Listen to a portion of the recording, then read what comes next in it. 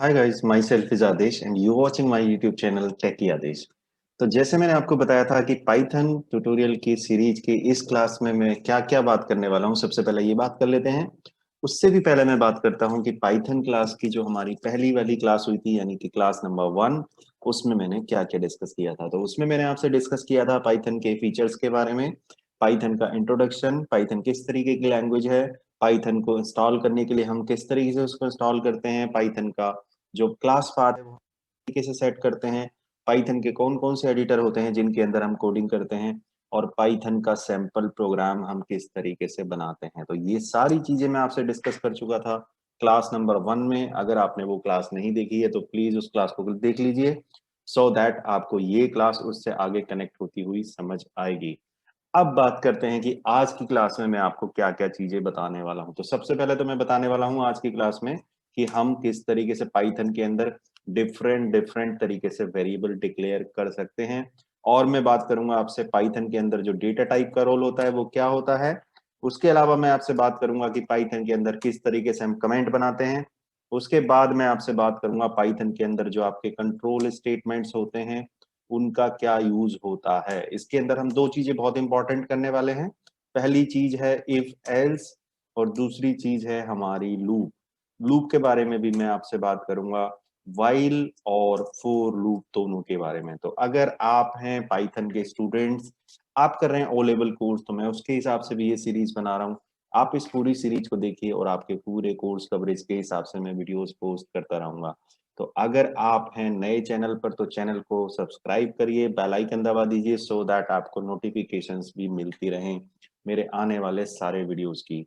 और वीडियो को लाइक करें और बाकी लोगों के साथ भी इस वीडियो को शेयर करें। और अगर आपको कोई डाउट है या फिर आपके पास है कोई सजेशन तो आप कमेंट बॉक्स में मेरे से जरूर पूछें, या फिर आपका कोई सजेशन है तो जरूर अपना सजेशन आप मुझे कमेंट बॉक्स में छोड़िए। चलिए सबसे पहले इसमें कोडिंग स्टार्ट करते हैं। सबसे पहले मैं बता देता हूँ वेरिएबल किस तरीके से डिक्लेयर करते हैं। तो अगर मुझे एक वेरिएबल, हालांकि मैंने आपको बताया था कि इसकी पाइथन के अंदर जो आपके डेटा टाइप होते हैं, आपका वेरिएबल जिस तरीके की वैल्यू होल्ड करता है ऑटोमेटिकली डेटा टाइप वही कन्वर्ट हो जाता है। तो अगर मैं बात करता हूँ ए इज इक्वल टू 10, इसका मतलब ए की वैल्यू ऑटोमेटिकली इंटीजर टाइप का वेरिएबल बन जाता है। अगर मुझे दूसरा एक और वैल्यू डिक्लेयर करनी है तो मैं इस तरीके से डिक्लेयर कर सकता हूँ v इज इक्वल टू 20। लेकिन अगर मल्टीपल वेरिएबल मुझे एक ही साथ डिक्लेयर करने हैं तो सी पाइथन के अंदर हम किस तरीके से डिक्लेयर करते हैं, देख लीजिए A B is equal to 10, 20। हम इस तरीके से मल्टीपल वेरिएबल पाइथन के अंदर डिक्लेयर करते हैं। अब बात करते हैं और कौन कौन से डेटा टाइप हम इसके अंदर यूज कर सकते हैं। फॉर एग्जांपल मुझे फ्लोट वैल्यू स्टोर करनी है तो मैं किस तरीके से ले सकता हूँ, 5। लेकिन याद रखना, मैं अगर इन चाहूँ तो मैं ए और बी या फिर मैं ए और सी दोनों का सम कर सकता हूँ। यानी इंटीजर और फ्लोट वैल्यू सम हो सकती है। ऐसा कोई रूल नहीं है कि आपकी इंटीजर वैल्यू सिर्फ इंटीजर वैल्यू से ही प्लस होगी या फिर आपकी फ्लोट वैल्यू फ्लोट से ही प्लस होगी। अगर मैं यहाँ पे क्या करता हूँ, देखिए प्रिंट अगर मैं कर देता हूँ ए की वैल्यू थी 10 और सी की वैल्यू थी 20.5। इसका मतलब जो आंसर आने वाला है वो ऑटोमेटिकली एक फ्लोट वैल्यू बन जाएगा। यानी कि इंटीजर और फ्लोट अगर आप दोनों को प्लस करेंगे तो ऑटोमेटिकली ये टाइप कास्ट हो जाएगा फ्लोट वैल्यू के अंदर। तो किस तरीके से करते हैं ये इसका आउटपुट देख लेते हैं। तो ये जो आउटपुट आपकी आने वाली है, ए की वैल्यू है 10, सी की वैल्यू 20.5, अगर आप इन दोनों का सम करेंगे तो आपके आंसर मिलेगा 30.5। किस तरीके से रन करते हैं, मैं राइट क्लिक किया, उस फाइल को मैं रन कर रहा हूँ, रन स्क्रैच फाइल। अब अगर आप देखोगे तो आंसर आपको मिल गया एक फ्लोट वैल्यू। अब बात करते हैं अगला इंपॉर्टेंट वेरिएबल होता है इसके अंदर स्ट्रिंग वेरिएबल। तो स्ट्रिंग में फॉर एग्जांपल मुझे लेना है अपना नेम, मैंने नेम के अंदर ले लिया टैकी आदेश। तो याद रखिए स्ट्रिंग वेरिएबल डिक्लेयर करने के लिए आप सिंगल कोड का यूज करें या डबल कोड का यूज करें, एक ही बात होती है, दोनों के अंदर कोई फर्क नहीं होता। अगर मुझे इस स्ट्रिंग वेरिएबल के अंदर अगर मैंने कोई भी वैल्यू डबल कोड या सिंगल कोड में अगर मैंने डिक्लेयर की है या स्टोर की है तो वो ऑटोमेटिकली कन्वर्ट हो जाती है स्ट्रिंग के अंदर। तो इसमें मेरा नेम वेरिएबल है स्ट्रिंग वेरिएबल, जिसके अंदर वैल्यू है टैकी आदेश। टैकी में वाई लगा देता हूँ, ये हो गया मेरा टैकी आदेश।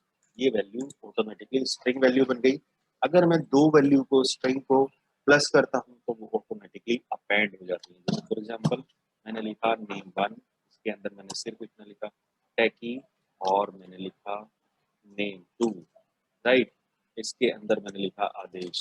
ठीक, तो ये अगर मैं इन दोनों को प्लस करूंगा, प्रिंट मैंने लिखा यहाँ पर name1 प्लस name2, तो ये क्या करेगा, ऑटोमेटिकली दोनों को अपेंड कर देगा। तो इस बार आप दोनों आउटपुट देखेंगे, पहली वैल्यू ने मुझे दिया 30.5 और दूसरे ने उसको टैकी और आगे दोनों को एक साथ अपेंड कर दिया, यानी कॉन्केटिनेट कर दिया। तो आप क्या कर सकते हैं, दो इंटीजर वैल्यू को एक साथ प्लस भी कर सकते हैं, इंटीजर और फ्लोट वैल्यू को भी प्लस कर सकते हैं, तो स्ट्रिंग को भी प्लस कर सकते हैं। लेकिन क्या होगा अगर मैं करता हूँ एक स्ट्रिंग और एक इंट को प्लस, तो क्या आप गैस कर सकते हैं गाइज? अगर आप कर सकते हैं तो जरूर मुझे बताइए, अगर नहीं कर सकते हैं तो आप मेरे इस एग्जाम्पल को समझिए और यहाँ से आपको समझ आ जाएगा कि क्या आउटपुट आने वाली है। तो देखिए मैं क्या करने वाला हूँ, a प्लस name1, ये मैं करने वाला हूँ। इसका क्या मतलब है, एक मेरी इंटीजर वैल्यू है, दूसरी मेरी स्ट्रिंग वैल्यू है, मैं दोनों के बीच में प्लस करता हूँ। तो क्या ये प्लस करेगा, नहीं करेगा तो क्या कर, इसको देखते हैं। तो मैं आपको इसका रीजन भी समझाऊंगा। चलिए मैं इस फाइल को फिर से रन करता हूँ।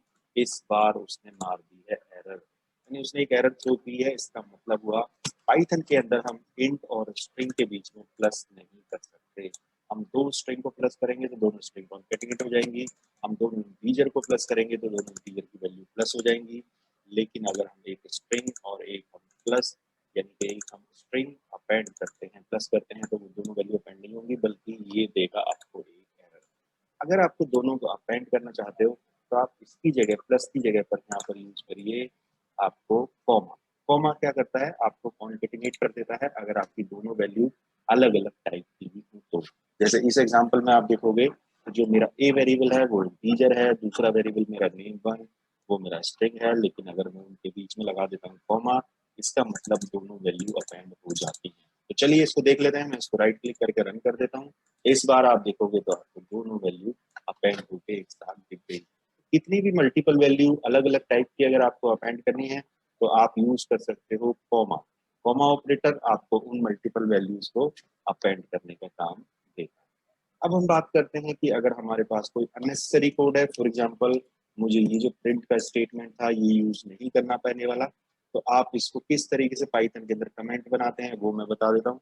तो अगर आपको सिंगल लाइन कमेंट बनाना है तो आप बनाएंगे हैश। हैश जो है आपकी उस लाइन को कमेंट बना देगा, यानी ये कोड अब एग्जीक्यूट नहीं होगा। ये चीज मैंने आपको पहले नहीं बताई थी, इस लेक्चर में मैं आपको एक्सप्लेन कर देता हूँ।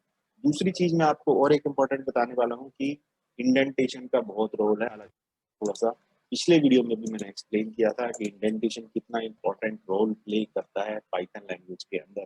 आप अननेसेसरी इंडेंट नहीं दे सकते और एक्सपेक्टेड इंडेंट को आप नहीं छोड़ सकते। फॉर एग्जांपल आपने लूप स्टार्ट किया, इफ स्टार्ट किया, लेकिन अगर आप उसके साथ इंडेंटेशन का यूज नहीं कर रहे हो तो आपका प्रोग्राम एरर थ्रो कर देगा। ये अगले एग्जांपल में हम समझेंगे भी, जहां पर मैं आपको बताऊंगा कि इफ एल्स का यूज किस तरीके से होता है और लूप का यूज किस तरीके से होता है। तो इस अभी तक मैंने आपसे बात की वेरिएबल किस तरीके से डिक्लेयर होते हैं, कौन कौन से टाइप होते हैं, उनके बीच में आपस में किस तरीके से ऑपरेशन होते हैं। अगर हम दो स्ट्रिंग को अपेंड करते हैं तो हम प्लस से भी कर सकते हैं, लेकिन अगर हम एक इंटीजर और एक स्ट्रिंग को अपेंड करते हैं तो वो हम कॉमा से कर सकते हैं, प्लस उस केस में दे देता है एरर। अब आगे बात करते हैं जिसमें मैं आपसे बात करने वाला हूँ इनपुट किस तरह, उस इनपुट को कन्वर्ट कैसे करते हैं, ये मैंने आपको पिछली क्लास में बताया था। लेकिन अब जो हम एग्जांपल करेंगे उसमें वो आउटपुट भी आपकी कवर हो जाएगी। तो पहले एक प्रोग्राम हम कर लेते हैं जिसके अंदर मैं आपसे बात करूंगा कि मुझे दो इनपुट लेनी है यूजर से, जिसके अंदर मैंने ले लिया suppose length is equal to, और ये जो लेंथ होगी हमारी ये होगी इंटीजर टाइप, तो मैं डायरेक्टली कन्वर्ट करने का फंक्शन भी लिख देता हूँ इनपुट। इसमें मैंने बोला यूजर से कि enter the first number, right. यहाँ पे मैंने बोला enter the first number, user ने नंबर ले लिया मेरे से, फिर मैंने बोला ब्रेड, यहाँ पे ब्रेड की वैल्यू ले ली मैंने, फिर मैंने यूजर से फिर से इंट में कन्वर्ट कर दिया इसको। यूजर से मैंने इनपुट ले ली with the help of the input, यहाँ पे यूजर से बोला एंटर द सेकेंड नंबर, और या हम उसको फर्स्ट नंबर सेकेंड नंबर नहीं, हम लेंथ ब्रेड की बोलते हैं, क्योंकि जो वैल्यू मैं ले रहा हूँ मैं उसी के रिलेटेड ये इनपुट से मांगता हूँ। Enter the length, enter the bread, right. तो ये मेरी दोनों इनपुट आ चुकी हैं। अब इसके ऊपर मैं फॉर्मूला लगाना चाहता हूँ। इस क्वेश्चन के अंदर मैं दो चीजें करना चाहता हूँ। पहली चीज है कि मैं इस लेंथ और ब्रेड से एरिया निकालना चाहता हूँ। तो let's say area is equal to, क्या फॉर्मूला बनेगा मेरा, length, right, length into breadth, ये फॉर्मूला होता है मेरा, लेंथ इनटू ब्रेड, ये मेरा फॉर्मूला लग गया। और एक दिखाता हूँ पेरीमीटर। तो पेरीमीटर के लिए क्या फॉर्मूला बनेगा, perimeter right is equal to, इसका फॉर्मूला बनता है 2 into right length plus breadth, ये हमारा फॉर्मूला बनता है लेंथ प्लस ब्रेड। ये कैसे टाइप हो रहा है, लेंथ प्लस ब्रेड, ये हमारा फॉर्मूला बन गया। अब मैं इन दोनों को प्रिंट करना चाहता हूँ, तो किस तरीके से करूँगा प्रिंट, यहाँ पे जो मुझे मैसेज देना मैंने डबल कोट्स के अंदर दे दिया, area is equal two comma, अब मुझे वैल्यू देनी है तो मैंने लिख दिया एरिया कॉमा, फिर से मेरा मैसेज है तो मैंने लिख दिया यहाँ पर parameter right, parameter is equal to, यहाँ पे लिख दिया मैंने कॉमा पेरीमीटर राइट। इस तरीके से हम करते हैं पाइथन के अंदर अगर हमें मल्टीपल वैल्यूज एक साथ अपेंड करनी है। तो चलिए इस एग्जांपल को मैं समझ लेता हूँ, मैं आपको रन करवा लेता हूँ, उसके बाद हम लेंथ और ब्रेड इसमें डालेंगे, फिर देखेंगे हमारा प्रोग्राम किस तरीके से एग्जीक्यूट होता है। चलिए सबसे पहले उसने बोला मेरे से एंटर द लेंथ, मैंने डाल दिया 20, एंटर द ब्रेड 10, अब उसने मेरे को दे दिया area is equal to 200 and parameter is equal to 60, ये था करेक्ट आंसर। आई होप कि अब आपको समझ आ गया होगा कि हम किस तरीके से पाइथन के अंदर कोडिंग करते हैं। लेकिन याद रखना इंडेंटेशन का बहुत इंपॉर्टेंट रोल होता है। आप करी थी उसके बीच में आप कितनी भी लाइन का गैप दो उसके कोई फर्क नहीं पड़ेगा, लेकिन अगर जो एरिया वाली लाइन थी सपोज मैंने यहाँ पर इस तरीके से स्पेस दे दिया तो ये बहुत बवाल करने वाला है, तो यानी इस तरीके से आपको नहीं यूज करना। चलिए आप ऊपर से नीचे लाइन में कितनी लाइन का गैप दे दीजिए, बट स्पेस के साथ आप इंडेंटेशन का बहुत ध्यान रखिए, इसीलिए ये इंडेंटेशन सबसे इंपॉर्टेंट रोल प्ले करता है पाइथन की कोडिंग के अंदर। अब अगले सेगमेंट की तरफ चलते हैं जिसमें मैं आपसे बात करूंगा इफ एल्स के बारे में और लूप के बारे में। तो सबसे पहले बात कर लेते हैं कंट्रोल स्टेटमेंट बेसिकली होते क्या है। तो अगर आपके प्रोग्राम के अंदर 10 कमांड है और 10 कमांड एक के बाद एक एग्जीक्यूट होती चली जाती है तो उनको बोलते हैं सीक्वेंशियल प्रोग्रामिंग, यानी सीक्वेंसली कमांड एक के बाद एक एग्जीक्यूट होती चली जाती है। लेकिन अगर आप अपने प्रोग्राम का फ्लो को कंट्रोल करना चाहते हैं तो उसके लिए आपके पास कोई कंट्रोल स्टेटमेंट होना चाहिए, यानी आपका कोई स्टेटमेंट है वो नॉर्मली एग्जीक्यूट नहीं होना, लेकिन किसी कंडीशन के ट्रू होने पे या फॉल्स होने पे वो एग्जीक्यूट होना है। तो ये चीज को कंट्रोल करने के लिए हम यूज करते हैं इफ एल्स का। तो सबसे पहले बात करते हैं इफ की। इफ का मतलब है इफ ब्लॉक हमारा इस चीज के लिए यूज होता है कि अगर आपका कोई स्टेटमेंट है, आपका एक इंस्ट्रक्शन है या मल्टीपल इंस्ट्रक्शन है, वो तब एग्जीक्यूट होने हैं अगर आपका एक ब्लॉक ट्रू होता है। तो पाइथन में उसको किस तरीके से इम्प्लीमेंट करते हैं ये हम समझेंगे इस इवन ऑड एग्जांपल के थ्रू। तो चलिए सबसे पहले शुरुआत करते हैं कि इवन ऑड का ये एग्जांपल मैं किस तरीके से बनाऊंगा। इसमें हम यूजर से इनपुट लेने वाले हैं, उसके बाद यूजर की इनपुट के बाद हम चेक करेंगे कि वो जो इनपुट है वो नंबर जो यूजर ने दिया है क्या वो इवन है या फिर वो ओड है। तो चलिए सबसे पहले मैं शुरुआत कर रहा हूँ इंट, यूजर से मैंने इनपुट ले ली with value of the input command, उसके अंदर मैंने मैसेज दे दिया एंटर द नंबर, उसने वो नंबर डाला, उसको फिर मैं चेक करूंगा इफ एंड मॉड्यूलस 2, ये मेरी कंडीशन होती है कि अगर मेरा नंबर इवन होता है तो उसका मॉड्यूलस अगर हम 2 से निकालते हैं, इसका मतलब रिमाइंडर 2 से डिवाइड होने के बाद अगर 0 आता है तो वो नंबर हो जाता है हमारा इवन नंबर। तो याद रखिए इसके बाद जो मेरा स्टेटमेंट शुरू होगा यानी जो मेरे इंस्ट्रक्शन शुरू होंगे वो मेरे स्पेस देने के बाद आएंगे। तो देखिए इसमें इसने खुद ऑटोमेटिकली इंडेंटेशन ले लिया लिख लिया, लेकिन अगर मैं इसको शुरू में एक के साथ पैरेलली लिख देता हूँ तो ये एरर थ्रो करेगा। तो मुझे क्या करना है, एक स्पेस दूं, 3 दूं, 4 दूं, डजंट मैटर, कोई फर्क नहीं पड़ता, लेकिन स्पेस होनी चाहिए। और दूसरी बात इसके बाद जब मेरा ब्लॉक स्टार्ट होगा तो यहाँ पे हमें कॉलन भी लगाने होते हैं। तो यानी अब देखो मैं if के बाद में यहाँ पे लिखूँ स्टाइल कोई फर्क नहीं पड़ता, लेकिन स्पेस देने के साथ लिखना पड़ेगा, इंडेंटेशन प्रॉपर होनी चाहिए। तो चलो स्पेस में मैं क्या लिख देता हूँ, अगर वो नंबर मेरा डिवाइड बाई 0 है, डिवाइड बाई 2, तो डिवाइड होने के बाद रिमाइंडर 0 आता है तब मुझे क्या एग्जांपल क्या लिखना है, स्टेटमेंट में प्रिंट क्या करना है कि this number is a even number, this number is a नहीं, this number is an even number, right. Grammar का भी हम यूज करेंगे। चलो इस केस में हमारी इफ की कंडीशन खत्म हो गई, तो अब मुझे इफ के बाहर आना है, क्योंकि एक ब्लॉक के बाहर मुझे जाना है। तो एल्स जो होगा वो इफ के पैरेलल होगा, इफ के अंदर हमें एल्स नहीं लगाना। याद रखना एल्स जो स्टेटमेंट होता है वो इफ का ऑप्शनल स्टेटमेंट होता है, नहीं आपके प्रोग्राम में अगर आप सिर्फ इफ लगाते हैं एल्स नहीं लगाते तो भी वो कोई एरर थ्रो नहीं करेगा। लेकिन याद रखना उस केस में आपने जो कंडीशन लगाई है वो सिर्फ इफ के लिए लगाई है, एल्स के लिए आपका प्रोग्राम साइलेंट है। तो मैं नहीं चाहता कि आपका प्रोग्राम साइलेंट रहे, इसलिए मैं उसको जुबान दे देता हूँ, यानी मैं उसको एल्स भी दे देता हूँ। ये देखिए, तो एल्स किस तरीके से लगता है पाइथन के अंदर, इस तरीके से। दूसरी चीज याद रखना, एल्स के अंदर जैसे मैंने दूसरा प्रिंट लगाऊंगा तो जरूरी नहीं है कि वो प्रिंट इफ के पैरेलल ही हो, यानी कि इफ में मैंने यहाँ लगाया था तो मैं यहाँ ही हूँ, मैं हो सकता है इफ के एल्स वाले प्रिंट को मैं और ये लो इतने स्पेस के साथ दे दूँ, कोई फर्क नहीं पड़ता। यहाँ पर मैं मैसेज दे देता हूँ this number is not even number, या मैं कह देता हूँ is odd number, right, this number is odd number. तो इस प्रोग्राम में हमने क्या किया, हमने यूजर से एक इनपुट ली, उसको कन्वर्ट किया इंट में, उसके बाद हमने चेक किया कि वो नंबर अगर इवन है तो हमने इवन का मैसेज दे दिया, अगर वो नंबर ओड है तो हमने ओड का मैसेज दे दिया। आइए इसको इस आउटपुट के साथ समझ लेते हैं। तो चलिए मैं इसको रन करता हूँ। उससे मेरे से पूछा एंटर द नंबर, क्या नंबर डालूं मैं, आप बताइए। इवन डाल देता हूँ 22। उसने मेरे को मैसेज दे दिया this number is even number. दोबारा से रन कराते हैं, इस बार हम नंबर डाल देते हैं 57। आपको पता होगा ये एक ओड नंबर है, तो उसने मेरे को मैसेज दिया this number is odd number. तो आप क्लियरली समझ गए होंगे, इस एग्जांपल के अंदर मैंने आपको इवन ओड नंबर के थ्रू मैंने आपको इफ एल्स का एग्जांपल समझा दिया। आपको मैं कि आप मल्टीपल इफ का भी यूज कर सकते हैं, आप इफ एल्स लेटर का भी यूज कर सकते हैं, बिल्कुल सेम है। आपने कोई भी प्रोग्रामिंग का अगर फंडा आपको क्लियर है तो आप उसको इजीली इंप्लीमेंट कर देंगे। लेकिन अगर आपको इफ एल्स के जितने सारे डाउट्स हैं, जितने सारे केसेस बनते हैं, अगर उसमें कहीं भी डाउट है तो मेरी एक प्लेलिस्ट चैनल पर अपलोड है जिसमें मैंने सारे बिजनेस लॉजिक की बात की है, प्रोग्रामिंग सॉल्यूशन की बात की है, जिसमें मैंने कोई लैंग्वेज को ध्यान नहीं रखा, बल्कि मैंने आपको उसमें लूप, इफ एल्स, ये सारे कॉन्सेप्ट डिटेल में समझाए हुए हैं। आप प्लेलिस्ट के वो वीडियो देख लीजिए। फिर भी अगर आपका कोई डाउट है तो जस्ट कमेंट बॉक्स में मेरे से पूछिए, वो डाउट मैं आपके दूर करूंगा, जिसमें मैं आपसे बताऊंगा मल्टीपल इफ कैसे प्लेस होते हैं, इफ एल्स का लेटर किस तरीके से प्लेस होता है, नेस्टेड इफ किस तरीके से प्लेस होता है, ये सारी कंडीशंस मैं आपके साथ डिस्कस करूंगा। बट जैसे कि मुझे पता है कि अगले टॉपिक में, अगले इस जो बचा हुआ टाइम है, इसमें मुझे आपको दूसरा कंट्रोल स्टेटमेंट के बारे में भी बात करनी है। तो चलिए उस कंट्रोल स्टेटमेंट की तरफ हम शुरू कर लेते हैं। इस एग्जांपल के अंदर मैंने अभी तक आपको बताया इफ और एल्स के बारे में, जबकि मल्टीपल इफ, नेस्टेड इफ, ये आप खुद से ट्राई आउट करिए। कोई डाउट है तो आप मेरे से पूछिए।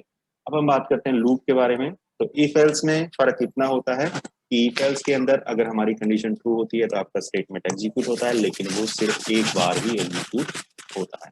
लेकिन अब हम बात करते हैं लूप की। तो लूप के अंदर क्या होता है, जब तक आपकी कंडीशन ट्रू रहती है, आपका वो लूप की बॉडी एग्जीक्यूट होती रहती है। यानी वो लूप की बॉडी तभी एग्जीक्यूट होना बंद होगी जब आपकी कंडीशन ही फॉल्स हो जाती है। तो यानी आपको बॉडी के अंदर कुछ ना कुछ ऐसा करना पड़ेगा जिससे आपकी कंडीशन एक टाइम पे आके फॉल्स हो जाए।